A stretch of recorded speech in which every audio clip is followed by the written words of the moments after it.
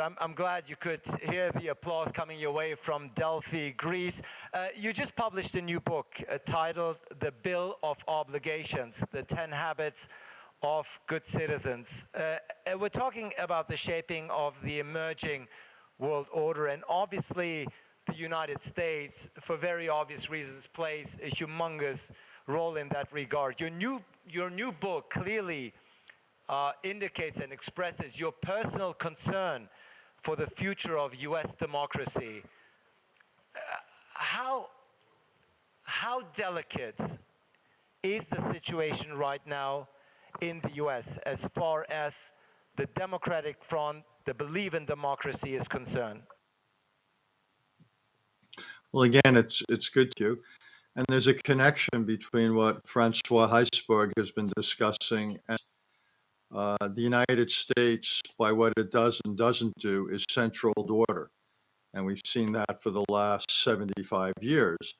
But our ability to succeed in the world, in no small part, depends upon our functionality here at home. And our ability also to succeed in the world depends upon the example we see, our demonstration that democracy and market-oriented economy can succeed. Our friends have to have confidence in our reliability. It's interesting that we meet here today. Well, in Washington, we have the Republic of Korea, in South Korea in Washington.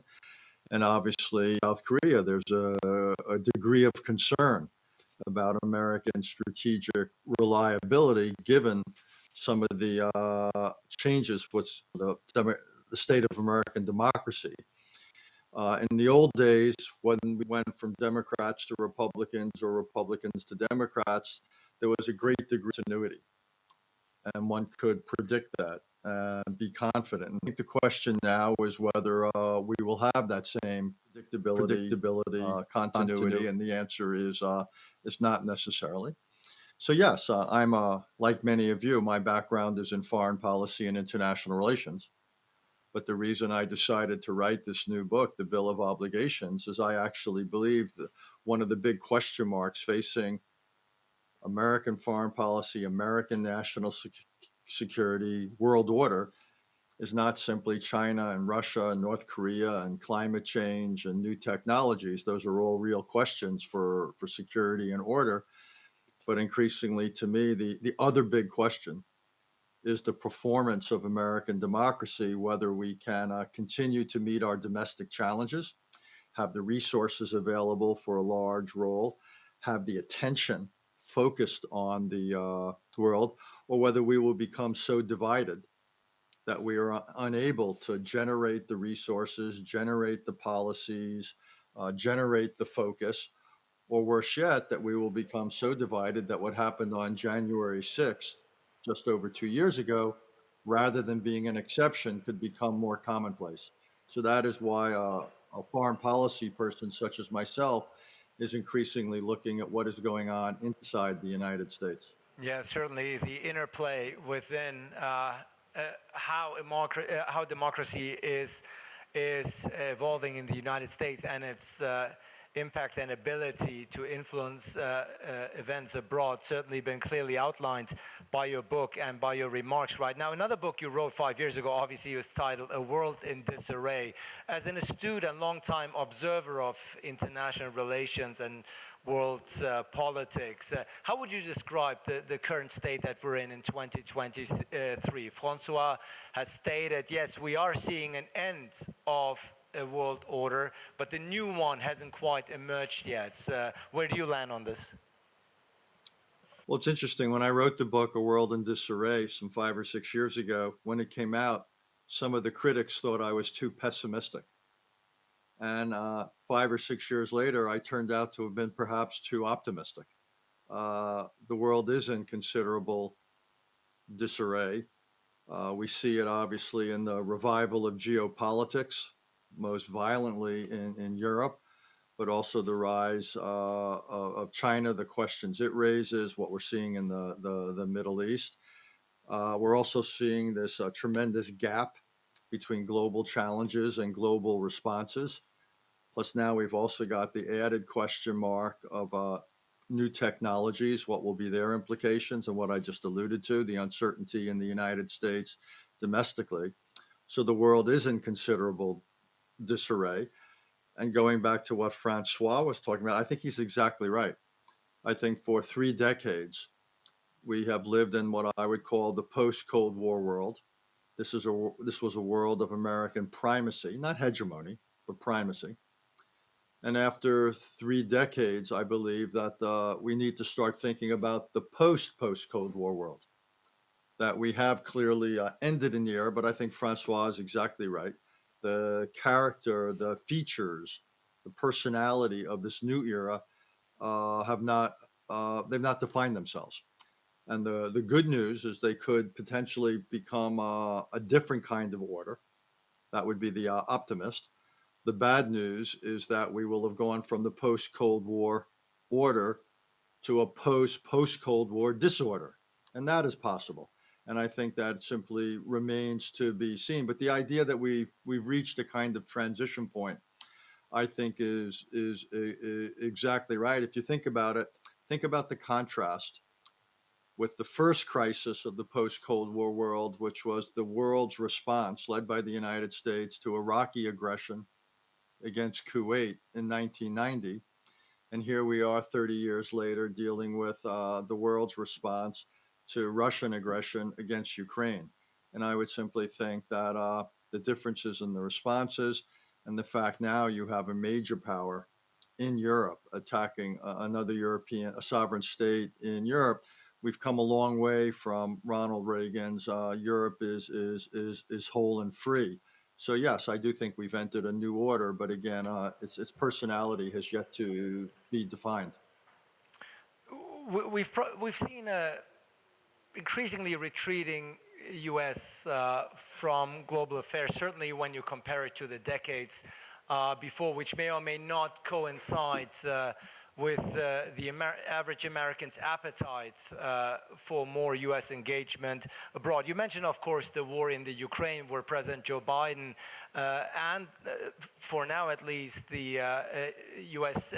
Citizenry and U.S. Government have been unambiguously behind Ukraine. Obviously, there's a U.S. election coming up, and some people speculate whether a change in the Oval Office, whether a Republican president, may it be DeSantis, or a return of Donald Trump, may reverse that process.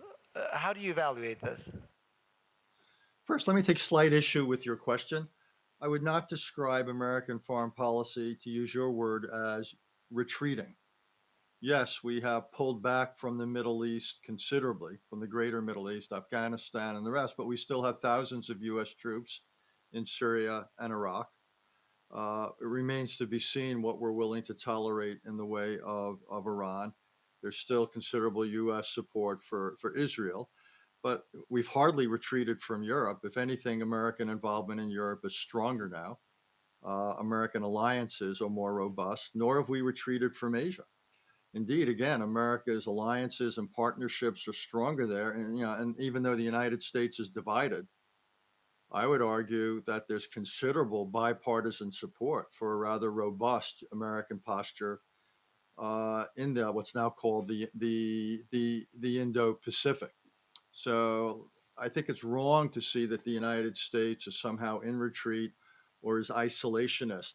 I think what we're now seeing is perhaps more a change in emphases. We've become a little bit less predictable, but I simply want to push back against the idea that the United States is somehow in a wholesale across the board retreat. I simply don't think that is accurate. We're still spending upwards of what, $850 billion on defense. That doesn't sound like retreat, at least uh, to me. The question of what would happen if there's Republicans in office in the Oval Office in 2024. Well, obviously there would be changes, but big difference between Donald Trump potentially and some other Republicans. I don't think we have even a partial understanding of what a DeSantis foreign policy would be, or anybody else on the Republican side. If Mr. Trump were elected, again, one can obviously deduce certain things from his first term, but he's predictably unpredictable. So it'd be a little bit difficult to say with confidence exactly what Trump 2.0 would uh, uh, would be like. But again, I think we could probably say a few things, but it's just hard to speak with confidence. I think a second Biden term is pretty predictable. What we see is again we've gone from an America first foreign policy to an alliance first foreign policy. I think that is true. Again, I think regardless of who is elected, though, I'd say we'd have again a fairly strong stance vis-a-vis China. I see no enthusiasm on either side for free trade. I think, unfortunately, that will probably continue. But again, I don't fight your basic point. We could see differences on Russia. We would see differences on climate change. The only thing I'd say is it's quite possible that on the question of American support for Ukraine, it may not take until 2024. I actually think, depending upon what happens over the next 6 months, how this second fighting season goes, I think there'll be an interesting conversation in the United States and perhaps elsewhere this fall about about policy towards Ukraine. And I can imagine some very different outcomes. If Ukraine does well militarily, I think there'll be considerable American support militarily for Ukraine. But if it's clear that this offensive does not succeed, then I think we could potentially have an interesting debate here and elsewhere about what are the alternatives to the not to military support of Ukraine, but to military liberation of Russian held territories in places like Crimea or the East. And I think we could have that debate as early as the fall or winter of 2023. We're coming to you obviously from Delphi, Greece, where of course the future of Europe is taking up a large chunk of the conversations for obvious reasons. Where do you see Europe and Europe's role in the future, right now, currently, but also in the future world order? I've already asked Francois, obviously for a good reason, what he made of President Macron's statements that Europe should probably develop its own unique and separate foreign policy minded track from the US, not necessarily bind its destiny so closely together with Washington, not just in regards to Taiwan, but probably beyond. Just want to be curious to get your take here. Well, I didn't hear what Francois said, and I always disagree with him with trepidation. So hopefully I will. Hopefully I will not. Uh, Look, I'm concerned a little bit about the possible lack of identity between the United States and Europe when it comes to China. I disagreed, obviously, with elements of what President Macron said there. I do believe that Europe has an enormous stake in stability in the Indo-Pacific. And if China were to succeed to coercively incorporate Taiwan, I think it would have all sorts of repercussions for the world and for Europe. I think in the short run, the greatest area of potential U.S. European friction there could be on a different approach to in particular economic relations with China. I hope not. I thought Treasury Secretary Yellen gave a thoughtful address a few days ago in the United States at Johns Hopkins University. And I would hope that Europe could essentially agree that while normal trade with China could continue, that there have got to be areas of technology that there is that we cannot simply have normal commerce there for reasons of for security as well as for competitiveness. But I think it's important that the United States and Europe come closer on this issue. I think there's pretty good agreement on how to deal with Russia. I think again, NATO is not just stronger, but it's larger thanks to Mr. Putin. There's been quite a lot of agreement about how to deal with Iran over the last few years. I think there's questions about whether the United States and Europe can find ways to work together on global issues. But I don't see any reason why not, even though there's some friction over this growth of what you might call American industrial planning, and whether it's related to climate or other issues. I think for Europe, the biggest questions, though, are European. Will Europe do more on defense, and not just spend more, by the way? I think the biggest problem with European defense spending is not its levels, but its lack of integration, that the whole is less than the sum of its parts. There's not enough specialization within Europe. Put it another way, the problem with European defense spending is it's not European. It's way too much national. There's not enough specialization within it. You could have far greater European capability if it were a truly European effort. Instead, what you have is essentially the sum total of national efforts. So I would actually want to see Europe stronger, not as an alternative to the United States, but the Atlantic. It would make the Atlantic connection stronger, and it would allow the United States to comfortably put a little bit more focus on other parts of the world. But the neo-Gaullism that we recently heard out of President Macron is not, shall we say, it's neither welcome nor is it convincing. Yeah, and obviously a change of mentality in a certain aspect. Seem to have lost the sound. I hear you. And I was just saying some change in mentality in Europe, what you're pleading for. We're already seeing, obviously, Germany, traditionally, historically, pacifist-minded country, is now changing its gears and pledging more than 100 billion euros for more defense spending. I do want, in the remaining 13, 14 minutes, I want to bring in the audience. Just want to ask you a very quick question. I interviewed former U.S. General Ben Hodges in Warsaw last year, and he was quite adamant. He says a military confrontation, military clash between the U.S. and China is inevitable. Those were his exact words. Would you concur? No. So let me just say two things. First of all, nothing's inevitable. I've worked for 4 presidents, Presidents Carter, Reagan, Bush, and Bush. The idea that anything is inevitable is preposterous.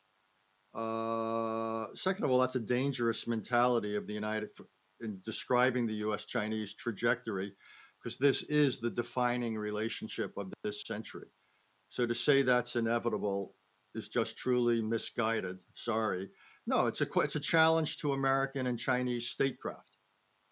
And we'll see how it plays out, whether we can manage our differences, not eliminate our differences, whether we can manage our differences. We did it with the Soviet Union for 4 decades of Cold War. Which is why it stayed cold. I don't believe it's anything's inevitable involving Taiwan or anything else. Sorry to be so to disagree so strenuously. Let me say one other thing. You mentioned German defense spending, and I should have mentioned something along those lines. That is impressive, and it gets to this question you asked me before about the global order. I do think that one of the interesting features, and I would say positive features, of this post Cold War order is the emergence of a somewhat different Germany and a very different Japan. That both of these countries, and pardon, I sound like it's getting wonky here, but we're finally beginning to see the emergence of a post World War II, Germany and Japan, where both of these countries are becoming more normal in their willingness and ability to take on larger security obligations and responsibilities. There's been a considerable focus in Europe on Germany. I actually think the bigger story conceivably could be what Japan is now willing and able to do increasingly vis-a-vis Taiwan, vis-a-vis China, and so forth. And I would just say in the field of international relations right now, I think that's an underappreciated development.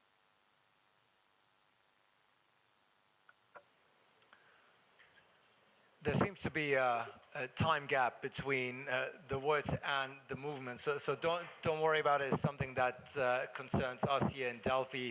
We hear you very clearly, and your answers are very much appreciated. In the final remaining minutes, let's bring in some questions.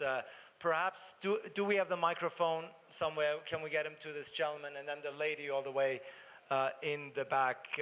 Please introduce yourself quickly and keep your answers and remarks as precise as possible. Thank you.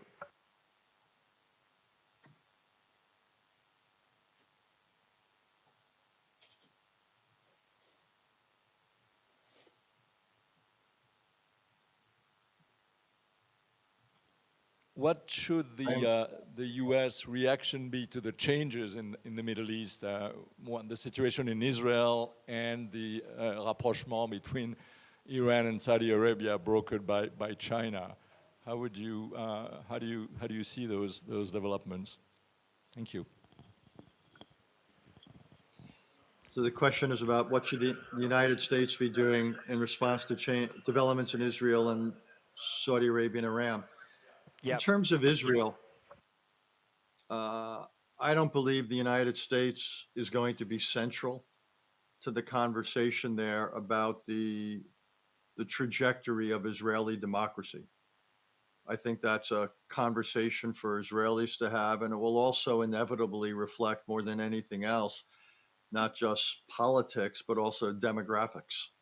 So I think what happens in Israel will have consequences for our bilateral relationship, but I don't think the United States is going to be central to what happens. Demographics may not be destiny, but they are terribly important, and the changing character of Israeli society will inevitably have implications for Israeli democracy beyond whatever Mr. Netanyahu decides to do to influence his own political and legal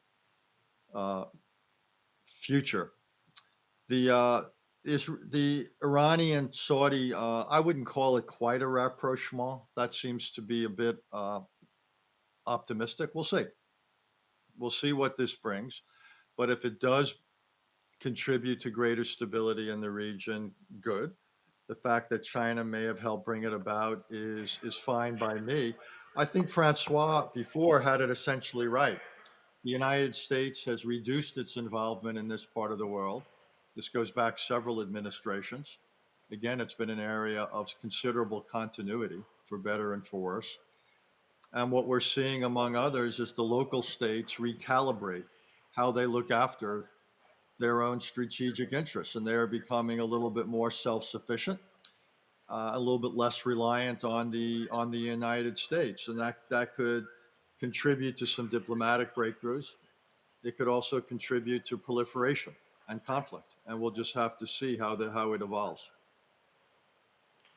Thank you. We'll take two more questions. Yes, and then here in the second row. Please go ahead, introduce yourself. Thank you so much. So I'm Emily Jones, University of Oxford. And you spoke very eloquently there about the possible disorder in the world. And you also spoke very much about the possibility of a new emerging order. And of course, an order is created. We get to create and shape that new world order. The question I'd have is thinking the most optimistically, but also realistically, what might that emerging order look like and who might its architects be? Well, it's very good to have someone from Oxford ask a question about emerging orders, since I too studied there, and with people like Michael Howard and Hedley Bull and Alistair Bakken. So it's good to see the tradition lives. Look, I would think order would happen a few ways. One would be that the crisis in American democracy passes. That would be central to it. Two would be that either less likely diplomatically, more likely through technology, the emergence of new technologies is not destabilizing, that we find some ways to counter the potential destabilizing dimensions of it.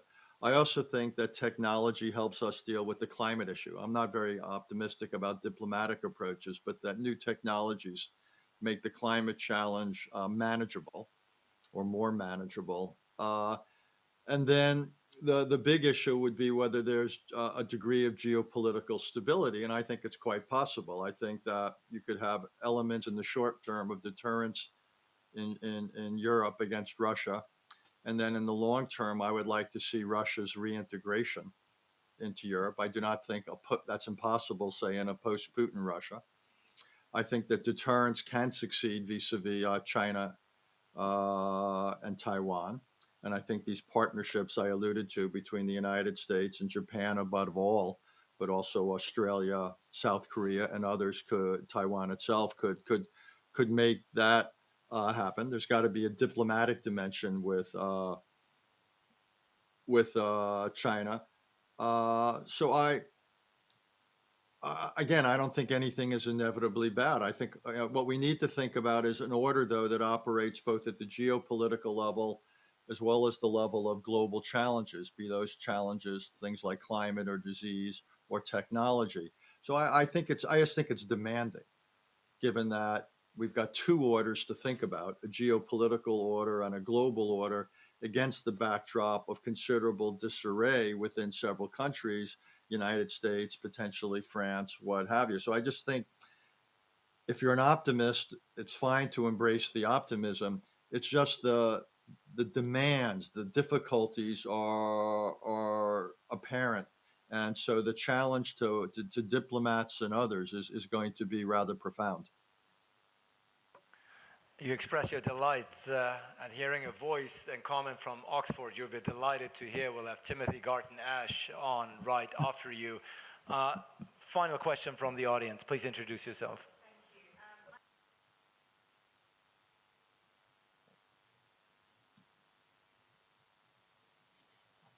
I'm not sure of the microphone.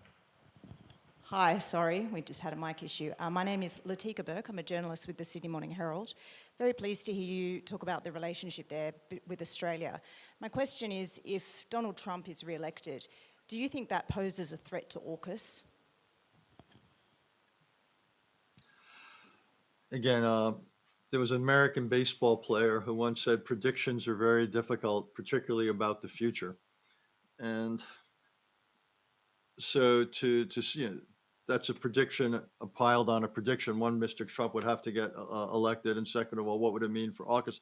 I don't think it would be particularly problematic in the sense that, as I mentioned, one of the, I would argue, contributions of the Trump foreign policy was to introduce a more realistic assessment of China. I think there had been very high expectations across multiple American administrations that that integration of China would happen successfully. This goes back 2.5 decades, and that China would become more open politically, more market-oriented economically, and more moderate in its foreign policy. And that hasn't come to pass, needless to say. And we now have something of a consensus, not always exactly right, but directionally right, that's more skeptical of China, more willing to push back against it. And I would think that arrangements like AUKUS are consistent with that. So the fact that it's largely a political military grouping rather than an economic grouping, it has a reaction to China. That's the large rationale behind it. I would think that arrangements like that would be likely to continue and even prosper, regardless of who the occupant of the Oval Office is. The President of the Council on Foreign Relations, Richard Haass, thank you so much for spending the previous 30 minutes with us, for giving us your take from the US. And yeah, predictions are hard to make, but of course, the world will be watching very closely as events unfold in your country. Best of luck with your new book. Once again, it's titled The Bill of Obligations, The 10 Habits of Good Citizens. Richard Haass, thank you for joining us. This is your applause. Thank you so much. Thank you so much.